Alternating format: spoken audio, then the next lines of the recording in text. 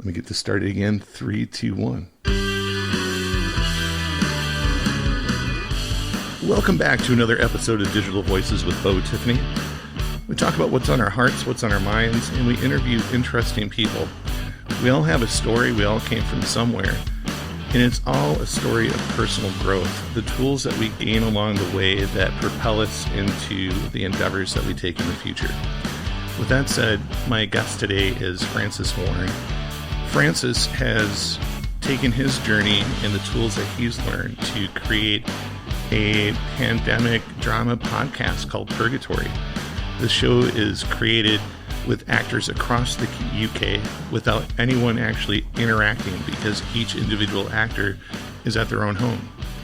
So this is kind of a non-traditional podcast. It's a non-traditional drama, but it's one that is shaped by the pandemic. And so I think this is going to be an interesting story. And with that said, Francis, thank you so much for coming on Digital Voices. How are you doing today? Pleasure to be here. I am okay. I am midway through getting episode 6 up and ready, so it's all go my end. I think a lot of people have been bored with nothing to do during the lockdown, and it seems that I have just gotten busier. But it's good busy. I'm happy being busy. I would not change it for anything in the world. What's happened in the past year has been beyond any of my expectations, and I am truly privileged and incredibly grateful. So I'm feeling good. Well, you found a niche that needed to be filled. There's a space. As people, we need to be entertained. We need to have a source of laughter, and reruns don't cut it. Absolutely. I think the model that you have is really successful because everybody is sick of being tied up at home. So people, I'm sure, are real eager to be a part of it. Have you had any issues with people wanting to join? And have you found some really great people that wanted to be a part of this for you? So I think, and after the first bit, like it reminds me a lot. Obviously, it's a very different time, but it reminds me of the circa 1930s, 20s, where we had the MGM musicals, and what was going on historically was the Great Depression followed by a massive world war.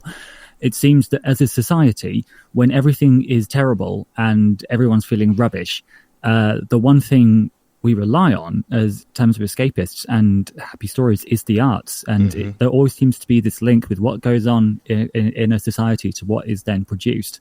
Because if you take the 90s, where everything was kind of okay, what was being produced was a lot more dark and a lot less positive. So I have met a lot of people through doing this. Like I have what's commonly known as imposter syndrome constantly, because I haven't directed anything in maybe 10 years. I've been working as an intensive care nurse. And so I've started getting back into creating, writing and creating drama. And everybody on the show is a professional. It's their day job. It's their source of income. And I am constantly feeling like an utter fraud because I have incredibly talented people working with me. And there is an element of magic where something you write or something that you pen down gets made real and malleable and tangible by other people. And there's quite an entertaining backstory to this show, because the show Purgatory is about what happens to us as teenagers and how it shapes our adult identities. And it talks about the 6 main characters who all kind of deal with their own baggage that they're still carrying with them in their adulthood, of things that happened to them when they were teenagers that they're still trying to get around and trying to wrestle with. And so in the show there's 2 narratives. There's one in the present and there's one in the past, and we kind of seamlessly go between the drama in the present and the drama dialed up to 11 because they're all teenagers in the past. That's amazing. So how did you come up with the idea of focusing on teenage years?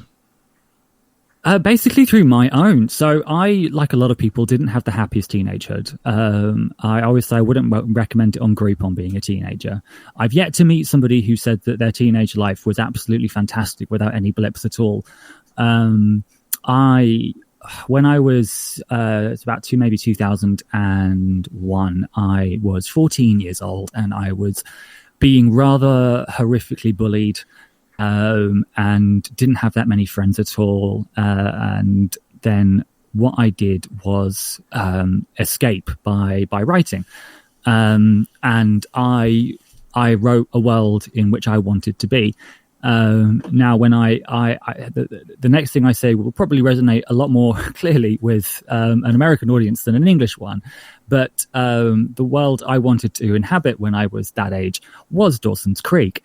Which I know a lot of people in their 30s from the US would have very clear memories of, where everybody spoke in this very hyper-stylized, polysyllabic way, and everyone could be sensitive and everyone could feel their feelings. And where I grew up, that just wasn't the case, especially with the school I went to.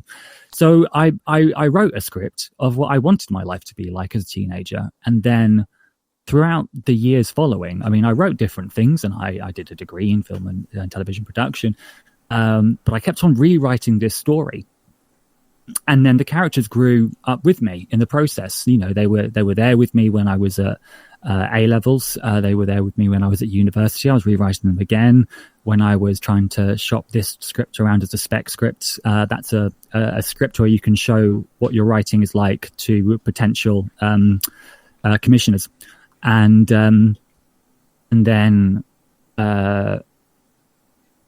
looking at my sort of teenage life as an adult, there was something quite interesting of reflecting on certain things that I did or certain behaviors that I had that through adult eyes seemed absolutely ludicrous. Like, there's a storyline in the show where a guy, his best friend ends up going out with the girl of his dreams, which is what sort of happened to me.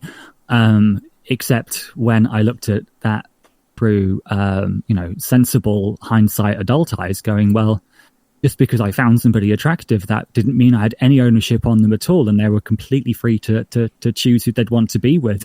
And why did I see it as a betrayal? And then I thought, well, actually, that was what was fed to me by pop culture and rom-coms and all that sort of stuff. And so the more I thought about it, the more I realized this would make good drama. And then that's kind of where the newest form of the script was born.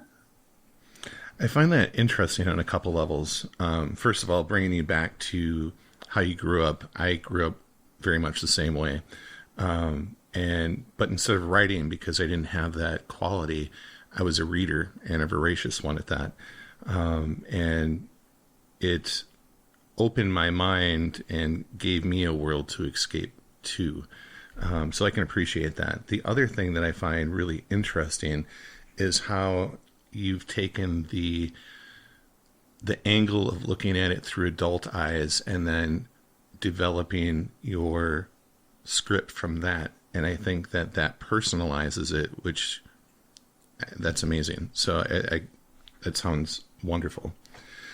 I think Purgatory is sort of like the Wonder Years for the psychologically damaged.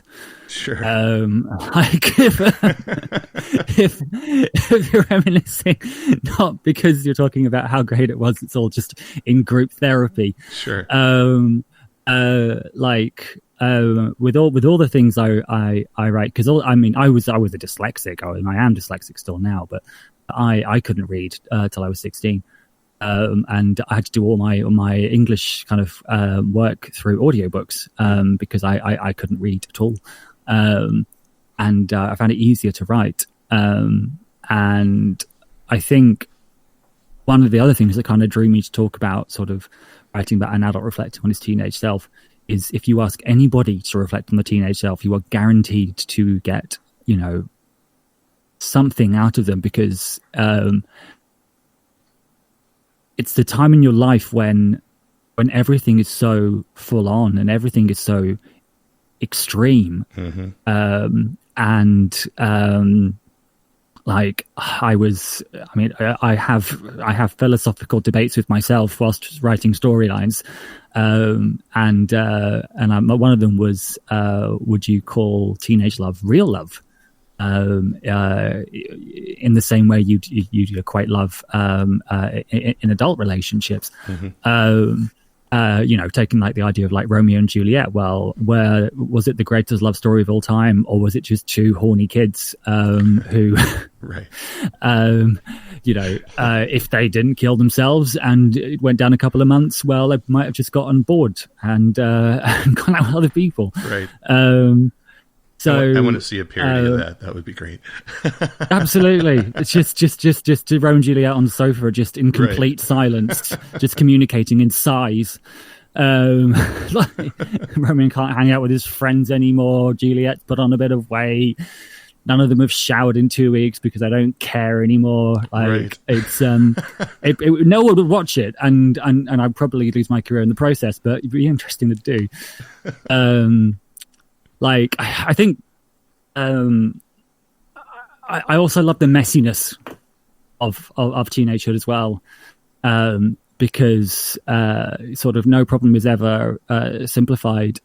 And then also as well, there is something that sort of kind of come out of doing this, which is a bit, put me a bit of an existential crisis where. So yet again, debating with myself, going, as a teenager, I was absolutely besotted with the character of Joey from Dawson's Creek, played by Katie Holmes. And then when I started writing the show, I suddenly realized I fell in love with the character created by a mid-30s white guy who was gay. Oh no. So the ideals that you got from that show were not as realistic as you thought they were. Well, I mean, some yes, some no. I think there's a lot of idealism that I like, and I think what I appreciated of the show was it was one of the first really to talk about the loss of innocence, and to track someone from quite a naive, optimistic perspective. And then seeing them kind of grow into adulthood with stuff like the idea of like what you expect is going to happen and what happens in reality. I mean, there's lots of different things to talk about in the show, and we cover, and also, a lot of it we have kept with the times. So we have an episode 5, Just Be Yourself, with the wonderful Kai Nossak, who's a trans male actor.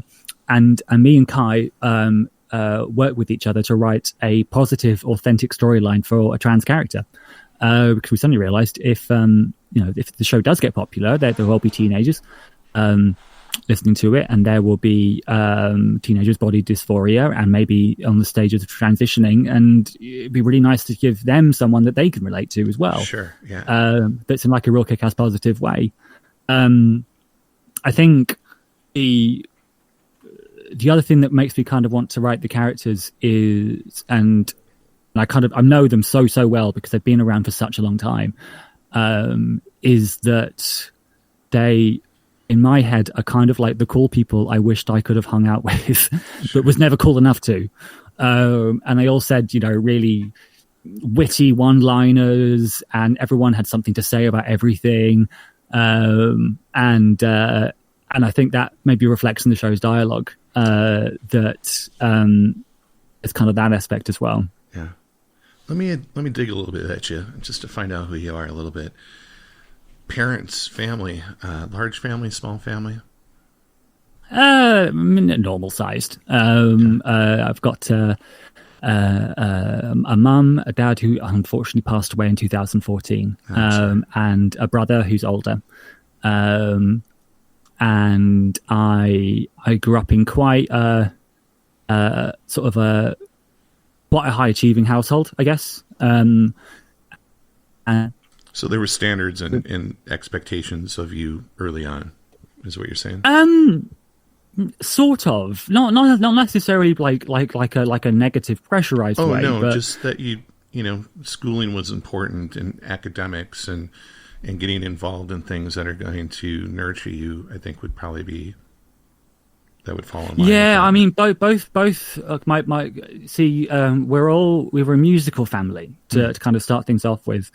My mum's musical, my brother's musical. I play about 8 different instruments. Wow. So from maybe ages 4 onwards, I was playing something. I think I started off with the violin, and then sort of others were added in afterwards. I remember as a child always playing games by myself, telling stories or acting out fictitious films that I made up, and playing all the different parts. I don't know. Yeah, so these days I'm writing and making a fiction podcast, I think they call it.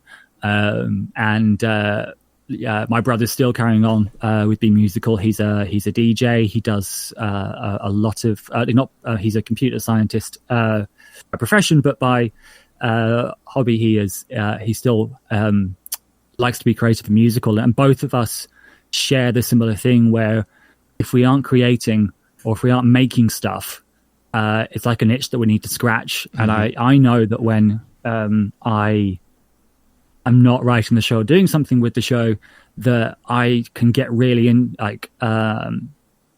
silly and really depressed. And I think, the happiest times I think I have has been when I'm working with people to create something. And I think it's kind of just an innate thing that was very much encouraged. Genetic. My dad. Sorry, carry on. I didn't mean to interrupt. I think it's genetic. I mean, if your family is like that, a lot of people that I've interviewed have a trait within their family. Creativity seems to run in yours, whether it's writing or music. I think both of those are set to a creative mindset. And I think that's wonderful. It must have been a great experience or a great home to grow up in. It was, my dad worked in broadcast media for 30 years as well, for the BBC, did a lot of documentaries. And when we were children, I remember vividly, we would have stuffed toys, and every single one would have a name, a character, a voice.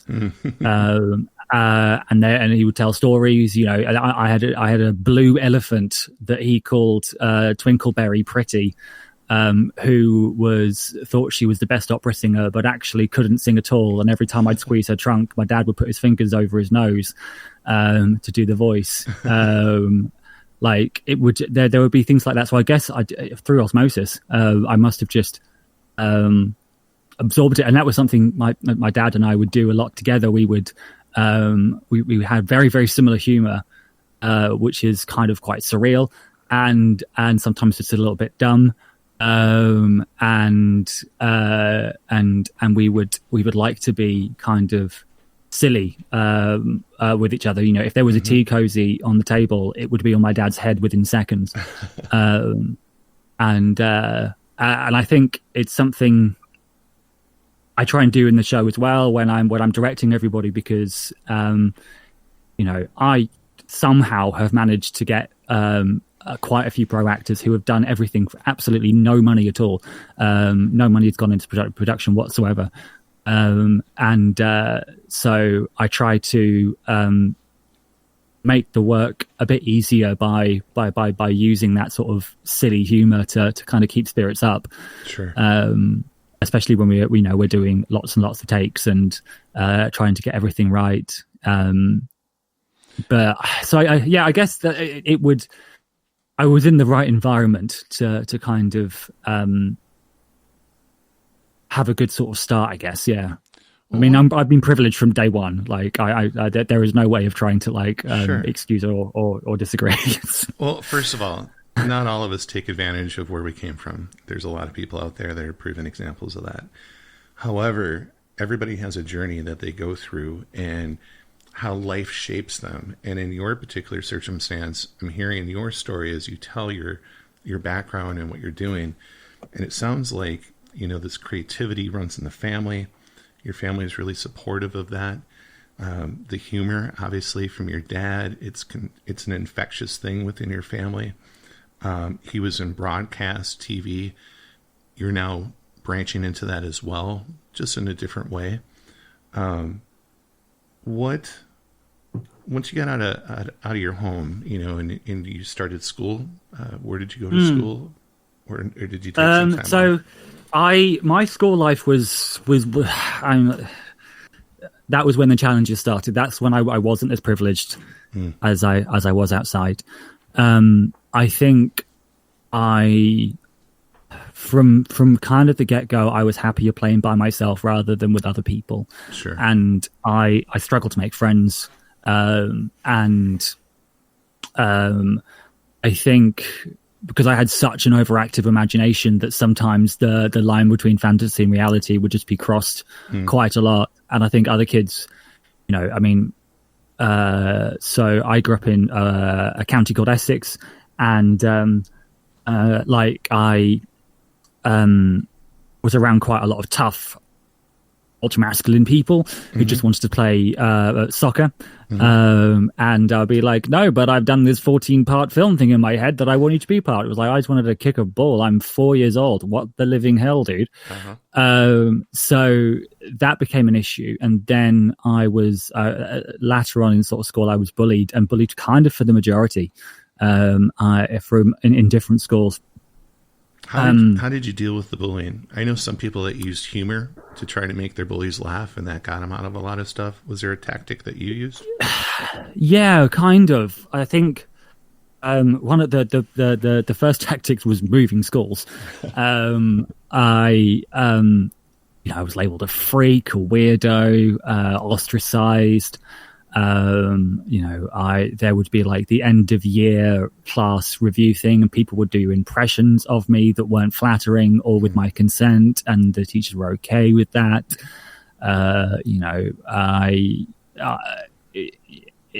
At the first school, it got to the point where I couldn't go to school because it was that bad. And then I moved to another school, which is where this show is kind of based on. Which was private, and I got a music scholarship to it. And I never really seemed to be on the same wavelength as the rest of the people in my year, and then of course became a target as a result, because I think with any sort of childlike or teenage environments, the one who is different is the one who is weaker in the eyes of the group. Yeah. And the way I coped with it as I went on, I was taught to be kind of fight back, and I think I fought back with words rather than fists. I was never really violent at all. There was a teacher who teaching religious education who was very sort of dogmatic and controlling, and someone did something in a class and I found it funny, so I started laughing, and he would yell at me, "Boy, why are you smiling?" And I go, "Well, I've achieved nirvana, sir. I thought it was part of the homework." And I think I found I had a way of being, before I start launching into this, is swearing acceptable on this show before? Yeah, absolutely. That's cool. So being a smart ass. Or as a phrase we have in the UK, a gobshite, which is kind of the UK equivalent. And then I became too good at that, to the point I was just alienating people again. And then that's when I was at uni, that's when I started doing stand-up comedy, because it was the only socially acceptable place for me to say these things, sure, without upsetting everybody. And now as an adult, I think I've found, I think there was a lot of anger at not fighting back when I probably should have, that I have now dealt with, and am very, very much more diplomatic and less quick to get the last word in. And a lot of it's just now channeled into my writing. I think that's where a lot of the catharsis happens. Well, and it sounds like for you had to pick up certain social skills. I know that spending all my time in the library and isolating myself, it took me a while to get the hang of hanging out with groups of people. It's a skill, and most of us learn it early on. But if we're not socializing in that manner, then we're missing out, and it takes a minute. And I find it interesting that you used humor ultimately to express yourself in the way that your personality comes out. And that was the arena that then people found you acceptable, and you kind of found your niche and your calling.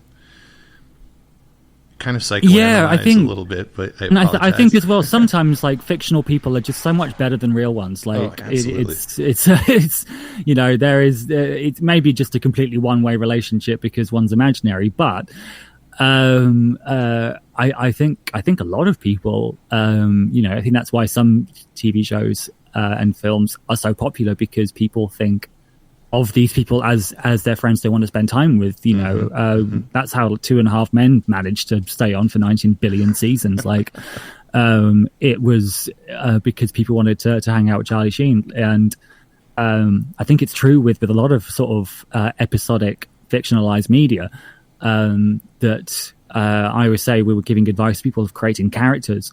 You either want to have two decisions to make in a fork in the road. Either you want the character who everyone wants to hang out with, or you want a character that everyone wants to see what they're going to do. And if you have a character who no one wants to hang out with and no one cares what they do because they're really boring, then you should probably start again. Or a character that's just so off the wall that it doesn't become believable. Like, I think what I learned from navigating being ostracized is what I learn now for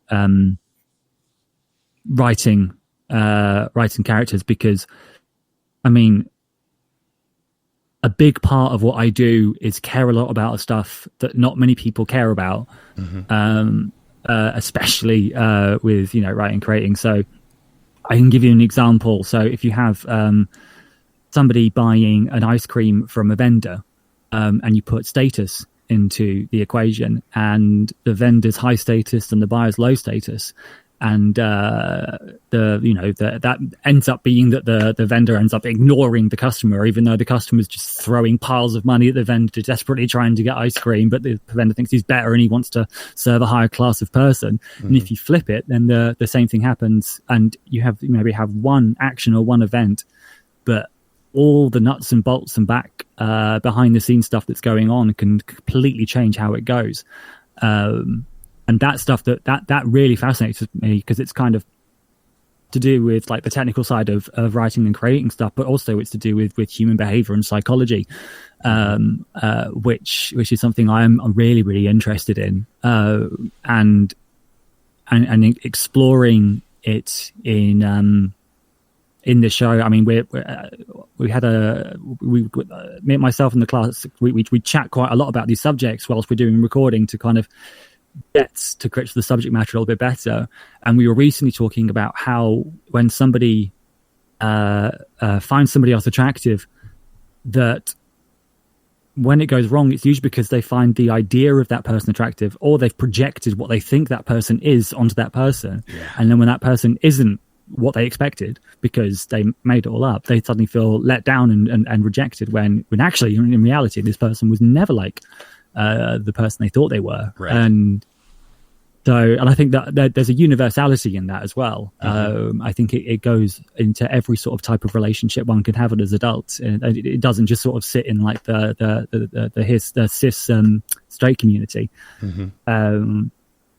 So I think for me at the moment, because I'm, I work as an ICU nurse, and there's this little pandemic going on at the moment. Having this show and being able to create a world in which people can escape to, including me, I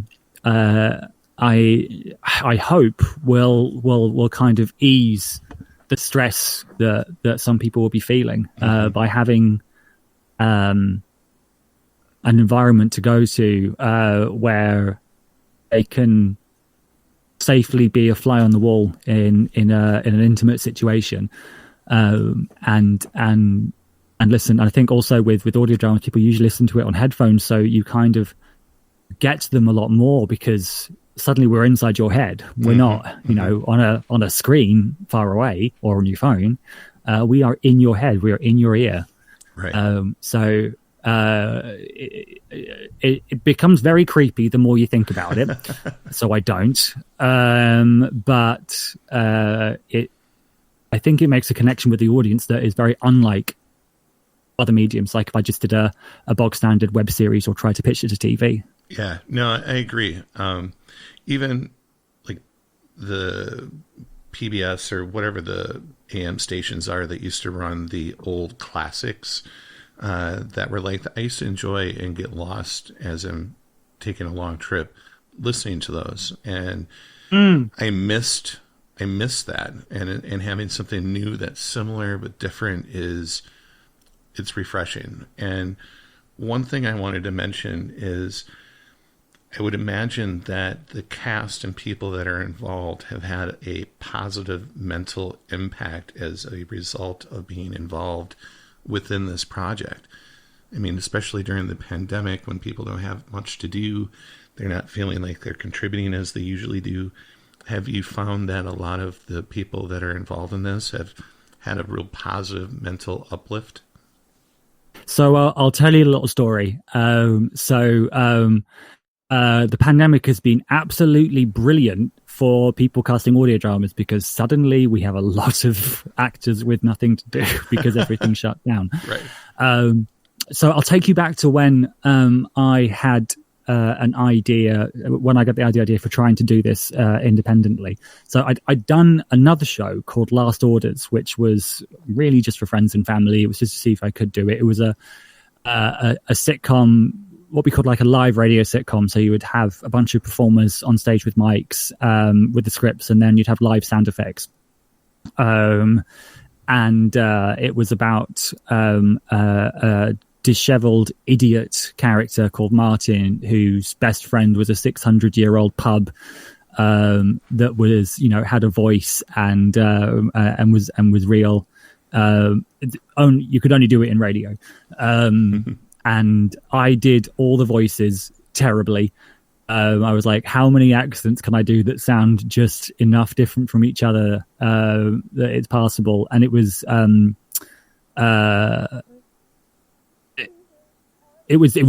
did 6 episodes of that, wrote them and did the music and did the voices and performed all of them.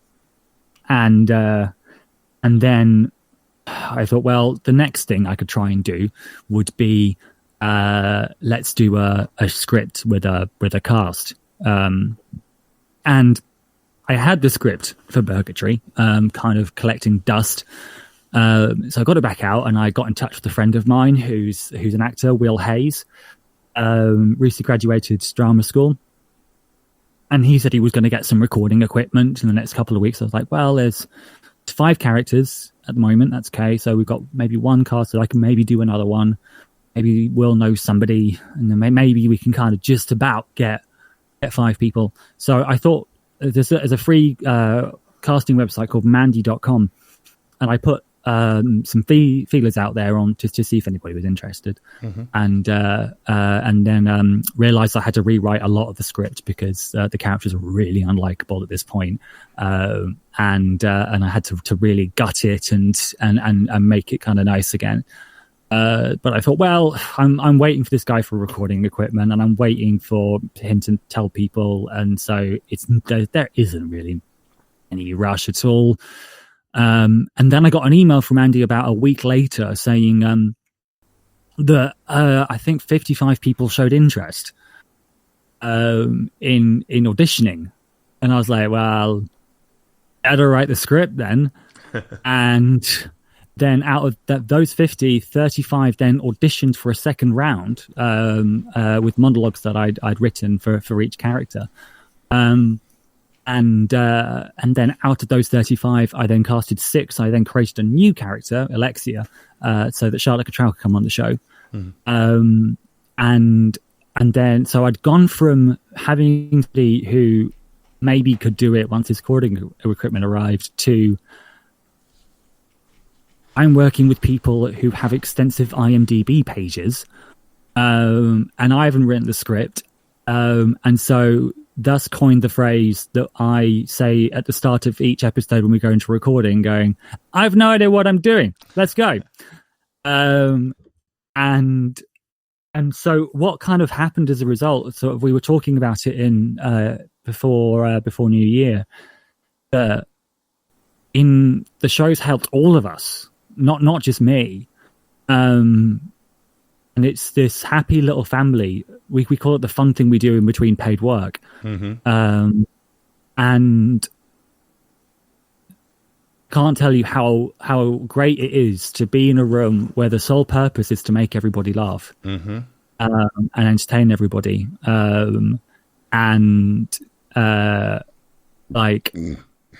We had yesterday we were recording episode 6, and there's quite a lot of dramatic things happen, a lot of plot twists, a lot of extreme situations. It's called The Worst House Party Ever, and it's about sort of that type of house party where by the end of it everyone just hates each other and everyone's fallen out and no one's having a good time. And you know, to act normally in a visual context, it takes quite a lot of energy, but you've got to double that amount of energy when you're voice acting, because you've really only got 15% of human communication, your voice tone and the words that you say. You have no body language or anything. Exactly. So you really have to sell it. And we were getting exhausted as it went on. So I've started putting in stage directions. So they're little in italics before the lines of dialogue in brackets to kind of give the actors, do this happily, do this sad, just to kind of give them a bit of an extra bit of information. But I just wrote things saying, you know, Imogen makes the sound of a distressed horse, or dead behind the eyes. And then it turned out that Marion Elizabeth, who plays Imogen, had been rehearsing what the sound of a distressed horse would be like, which basically when someone gets really stressed and they go, oh, really, like that sound. And having that kind of sort of safe haven where we can all kind of make each other laugh. Like it's never been, oh no, I've got to do recording now. Like it's always been a joy to. I mean, some of the other jobs that I had to do, I don't necessarily look forward to as much. Mm-hmm. But the actual process of recording and working with my cast is an absolute joy, completely unbridled. Mm-hmm. I think this is going to open doors for you. I know that you're on episode 6 right now. How long does it take to make an episode? So we're pretty speedy. Because I'm quite unorthodox with how I make stuff. So I have a phrase which my phrase is, I don't have problems, I solve problems. So I like that. I'm always a fan of trying. It's quite an American thing, actually, thinking about it. That's quite an American can do sort of attitude. Very, very not British at all. If it was British, it would be like, I have problems. And that would be it. So I think actually, no, if it was British, it would be, I have problems, and somebody else would be like, you have problems? Have you seen my problems? So I try and I don't like to do things like the way we're supposed to do them. So, mm-hmm. You know, your average person, if they're writing a script, will probably sit down on a laptop or maybe pen down on a piece of paper and do it that way. I go into the woods with a dictaphone and I play act the whole episode from start to finish. I can picture you as a kid doing the same thing. I mean, it's this extension of that, except I'm 6'5", and now it's terrifying to passers-by. It's when not you're cute in Central anymore. Park, It's this guy's on day release, and probably let's call the authorities. But it's I found that when I wrote stuff, and someone would read it out, it just wouldn't flow that well or scan that well. And then when I acted it instead and improvised it, I got more done, firstly, and secondly, it seemed to be at a higher quality than the dross that I wrote down originally. and like there was there's a scene in episode 6 that's just come to mind where basically Peter, one of the characters, is besotted with Imogen, who doesn't find him attractive at all, and he's organized a birthday party and kind of wanted to get like a 16 candles scenario going. And she arrives at the door, and he goes, "Oh, I'm so happy you've come. I'm really happy you've come." And then she says something along the lines of like, "Yeah, it was such an effort to do this. I mean, what with the crocodile-infested moats, the arrows flying at us, my friend having to part the Red Sea," and then her friend goes, "For the last time, the Bible and Indiana Jones aren't the same thing."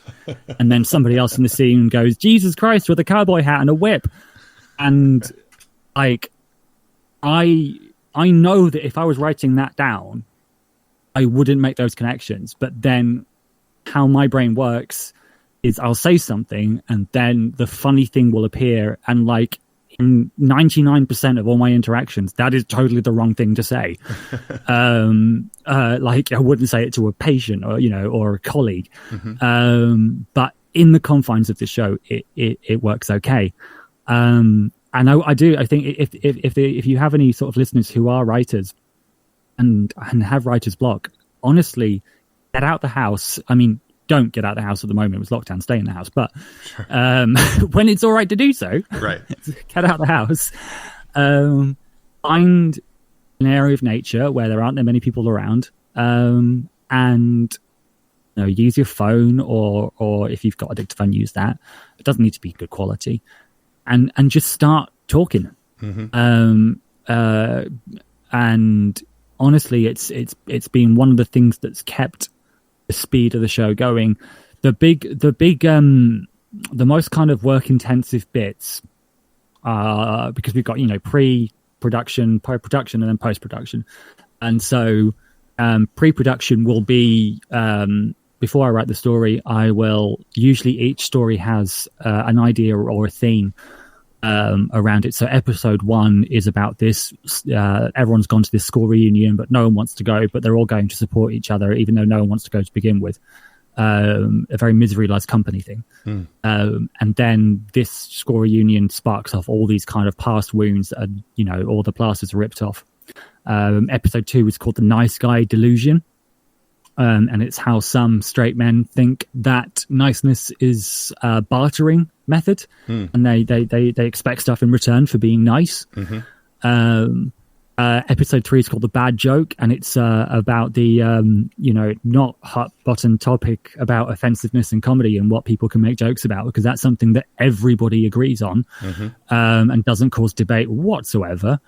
Episode 4 is about accepting people and inclusion, and it's very sensitively titled The Gays versus the Catholics.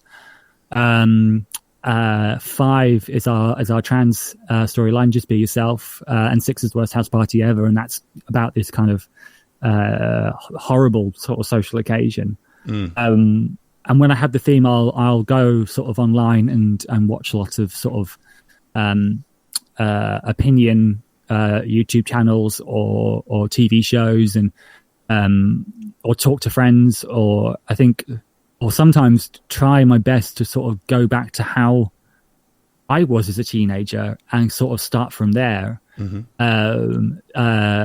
So taking episode 6 again, it's Peter, the main character, who's based on me as a teenager, he doesn't just want to have a birthday party. He wants to have a teenage house party, which he keeps on referring to it as a teenage house party rather than just a party, because he has seen 99 million films on raucous teenage house parties from the 80s onwards, and wants to recreate that. And I know fully well that at some birthday parties, that's how I wanted it to be. I know that's how I wanted it to be when I went to university. It definitely wasn't. And that idea of this expectance of something, and then the reality of it being completely opposite of what they want. And sometimes that's a good thing, and sometimes that's not so good. Right. It's always the legends, right? Absolutely. Reality never seems to match the legend. And when it's retold, how much it's embellished. Because I think I've told the story about 50 people showing interest on Mandy.com, and I had to really keep myself in check, because I know sometimes they told being like, and 60 people showed interest. Well, actually, no, it was 120.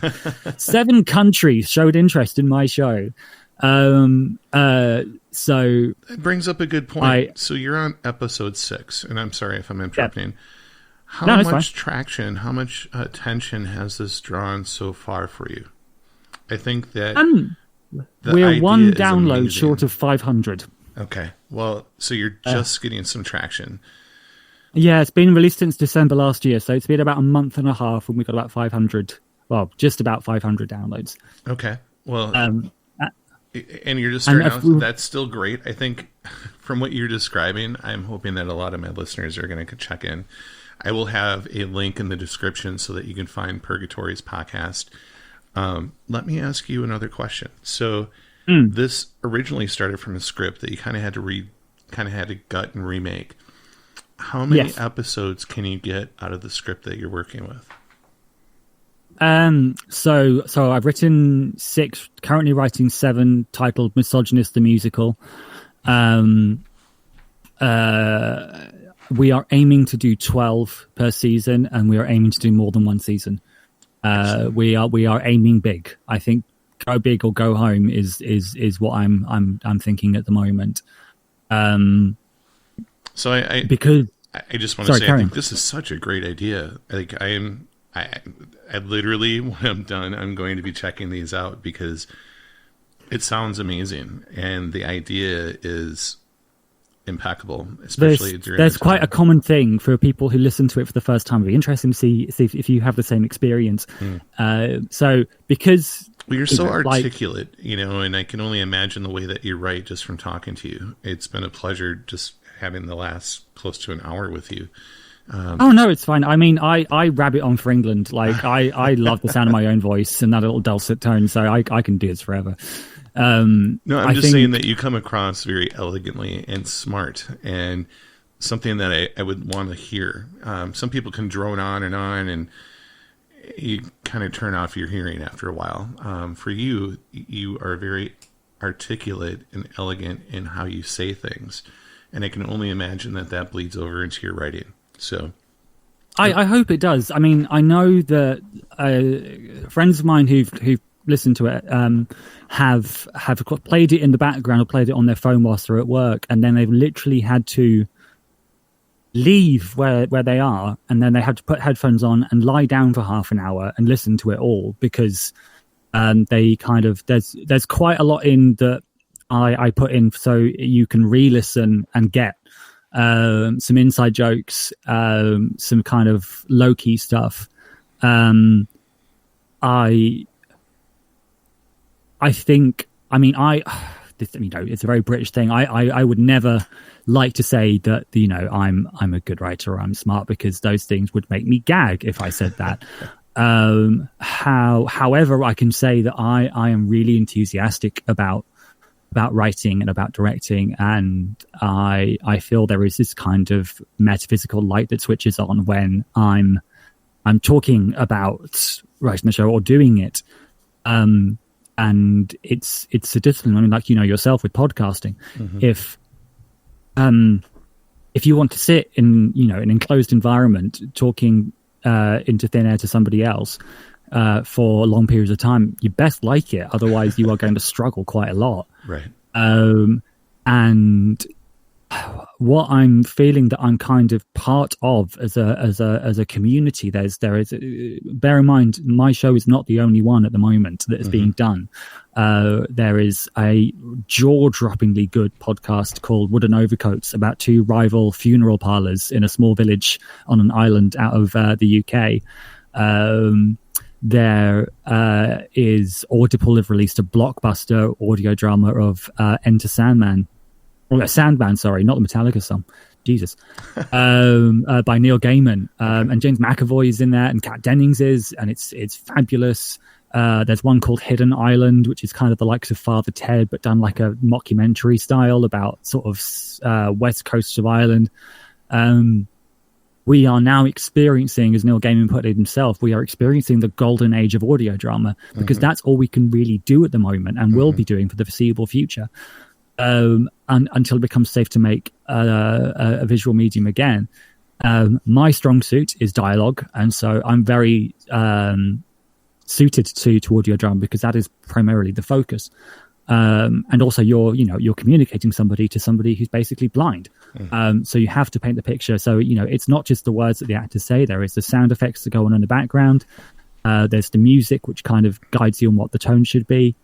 I've also taken the challenge of there's no narrator in the show at all. And that's usually what is used to describe things that the listener can't see. So the characters themselves have to try and let the audience know what's going on without blatantly going, "We are in a lounge at the moment. It is sunny. Okay, go." Like, you kind of have to subtly get it in who's talking to who. There's also a challenge the show has at the moment that I've set where I want to get every single accent from the UK in it. And we've got, every actor has a completely different accent. How many accents are there in the UK? So you're probably looking at 25 to 30. Holy cow. I think not taking in the ones that you can walk maybe sort of 10 miles somewhere and they'll speak completely differently, which is great for when you want to come to the countries to learn the language. And also as well, there'll be different words for things in different counties, or like your equivalent of states, but just a lot smaller. I'm in the north. The UK isn't that big, but it has a lot of diversity, and I like that about it. And massively. And that's kind of what we put in the show as well. There's a lovely joke from Eddie Izzard about old merchant ivory films, and everyone having the same accent, which was like, "Oh, well, I'm from Scotland. Well, I'm from Uzbekistan. Well, I'm from the Congo." And literally, right. like, everybody just spoke the same. And we made a point, because all the actors, they have their native accents, and they were like, "Oh, but do you want me to do it a bit more like RP?" And I'm like, definitely not. I love your accent. Charlotte Cottrell's got this wonderful Scouse accent. And it means that I can get her to swear in ways that I can't make the other characters swear, because it only works with her accent. And I am going to apologize in advance for all the swear words that are about to come out. We have, so Charlotte refers to the characters as Tweedle Bitch and Tweedle Arsewipe. And her saying it in the Scouse accent's brilliant. Sam says out of nowhere in a scene, completely out of context, Picasso's a bellend. He's got a Scottish accent. Marion, who's got probably the most close to RP that we have on the show, she's does children's audiobooks, and she's done a lot of theatre stuff. I got her to say bigoted cockwomble. And I got the idea from when someone wrote a retrospective on Dawson's Creek and just wrote Dawson's an arse pelican, and I was like, cool. So if you have a swear word and an animal, it doesn't really matter what the combination is, it works. And I think that's something which is bleeding now into visual medium, where the mainstream media is covering more diverse sorts of people. I think we have, we've 6 of what we call the core cast. So that's kind of the main characters, like the A characters. And then we have upwards of 6, 7, 8, 9, maybe 10 guest stars altogether, who come in. And we're bringing in somebody new, who will be playing an American character. So it'll be our first American character on the show, because I think 36% of our listenership are from the US. So to kind of give them somebody maybe they can understand a little bit better. Yeah, hopefully after today we'll have a few more added. I know there's at least one myself. It's something where I'm not hopeful for things like fame, because I just couldn't care less about that sort of stuff. However, my big hope for the show, and I think a lot of our cast have a similar hope, apart from just sharing the thing that we've done, that we've really put a lot of hard work, blood, sweat and tears into, is that I hope that I can do the same for somebody that Kevin Williams for me when I was a teenager. Obviously, I don't hope that teenagers are going through terrible times. That would be a sadist thing to say. But if someone who is a teenager who is not fitting in, not happy with who they are or where they are or what's going on, and suddenly they have a show they can listen to where they feel part of something, or there is a community that they feel part of and they feel accepted, that is something that I would definitely want to strive for. And I think the thing that always baffles me when people try and make criticisms against more diverse hiring and saying, oh, it's really difficult. It's not. You just hire diverse people. And I know, my privileged position of running this show and, have a mild iota, 1% of street cred now from doing this, that, fair enough. I could just hire, all white people and talk about just straight relationships. That doesn't reflect real life though. Right. Like having such a different group of people also creates better, more quality content. I say to my cast every episode, I am not precious about the script. So if you think something could be done better, let me know and we'll try it. We'll give it a whirl. And that has happened quite a lot, and it's given birth to quite some really good jokes. Some that probably, unfortunately, the ones that I don't really want to share because the element of surprise is probably needed in the situation to make it funny. And if you know it in advance, then it loses its impact. But yeah, I mean, it's to coin an American phrase, it's been an absolute wild ride that I'm still on now. How is it working as an ICU nurse and doing this? Are you burning the candles at both ends, or are you still staying oh yeah, on top absolutely. Of things?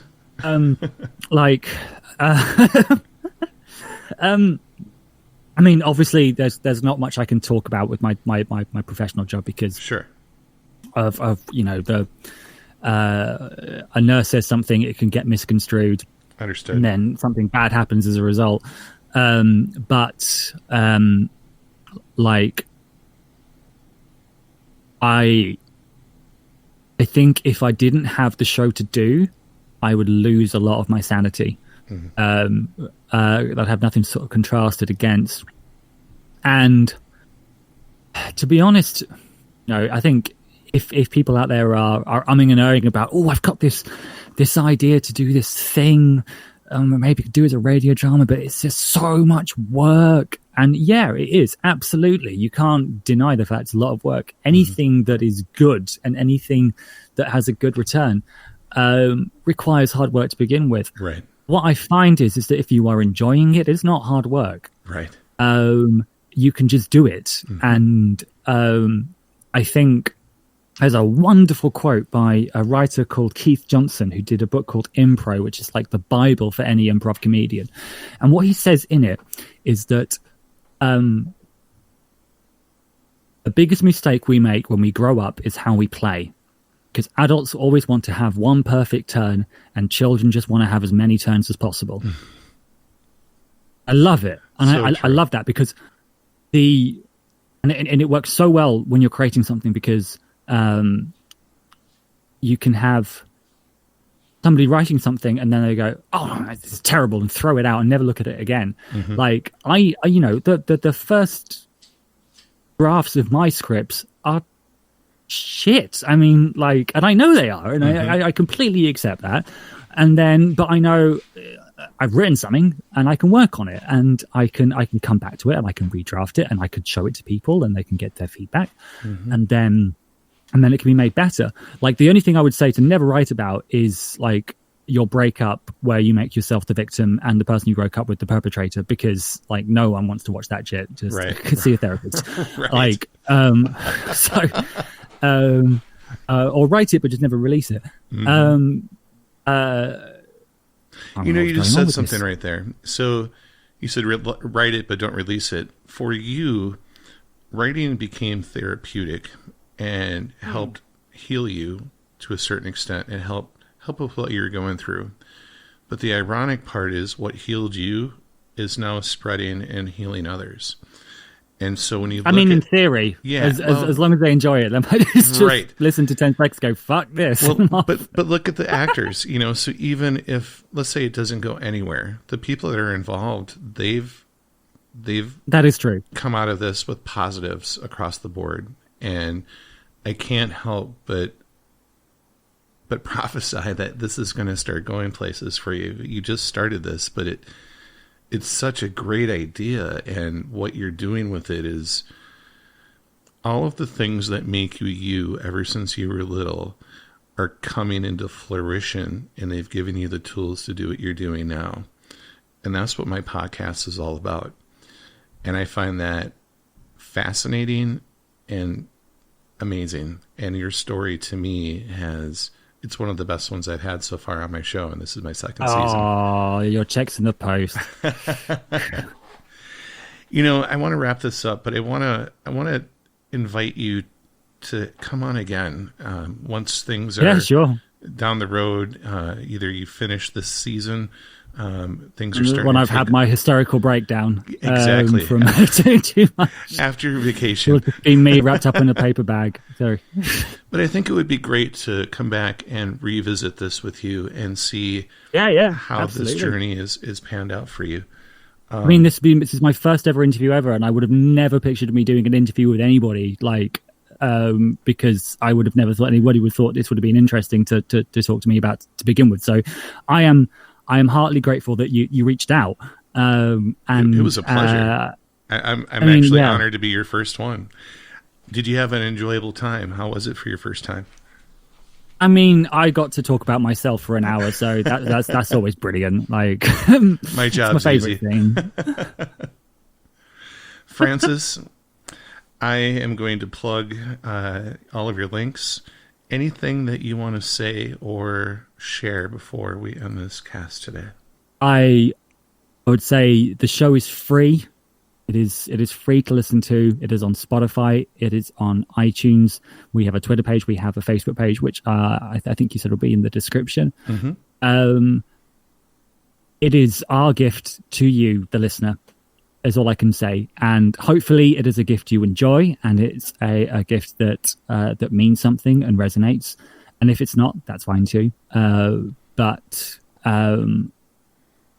give it a chance. That's all I'll say. Give it a chance. I hope the return for you is opening a door to continue on with the natural gifts that you have in your personality and having an outlet to express them. Sounds like this was the best thing that could have ever happened for you personally. And trust me when I say that this is going to touch a lot of people, not just the people that are currently working on it. And as a listener and someone that appreciates this, thank you so much. You know, it's just like me. I don't make money doing this. I do this because I like the platform. I like what I do. And at the end of the day, if we can make a positive impact in someone else's life by doing what we do, there's no better reward for me. Absolutely. As Mos Def says, one love. I will say as well, and I'll put it on my little social media. What's it? I've had to basically completely learn social media from scratch because I'm old and not good with technology. I didn't even know what an Insta was beforehand. I thought it was some sort of infection. But I have made what's called the Purgatory playlist on Spotify, and it's all the songs that I listen to get into the right frame of mind to write the show. Okay. So I've made a playlist of what I listen to when I write the episodes. Nice. So I will make the link available because it was quite a cool exercise to sort of handpick certain songs that kind of get me into that sort of bittersweet, reflective sort of mood. I have to ask, just because we spent an hour talking, how old are you? I am 33 years old. You sound much older, which means that you're young. You're young and wise, my friend. Oh Lord, I probably look a lot older as well now. Oh, I tell you, I wish you continued success. I definitely will reach out again. We'll talk to you again, and until then, stay happy and keep smiling. Keep being infectious to the people around you, because with this pandemic, we're all suffering mentally, and this is such a healthy, mental, uplifting endeavor. So I just wish you all the best, and we will talk again. Thank you so much. And good luck with your show as well, and stay safe. Thanks, Francis. You have a great day. Thank you, bro. Bye.